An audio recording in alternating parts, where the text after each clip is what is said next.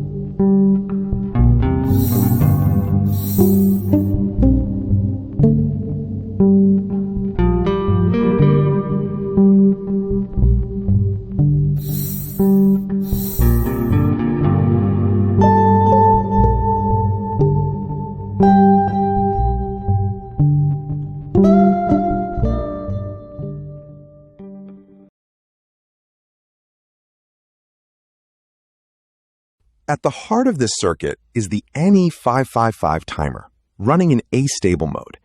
That means it's constantly oscillating, switching on and off, all by itself. The speed of that oscillation is controlled by just two components, a 10K resistor and a 220 microfarad capacitor. Together, they create one slow cycle every 1.5 seconds, your breathing rhythm. That signal then hits the base of a BC547 transistor, which acts like a gate, letting current through when told to, blocking it when not. The result? 3 LEDs that slowly brighten and dim in perfect sync with the timer's pulse. And that's how you build and understand a breathing LED circuit, step by step, component by component. If this video helped you, hit like and subscribe. We build and explain a new circuit every single day. Got a circuit you want us to build next? Drop it in the comments. See you in the next one.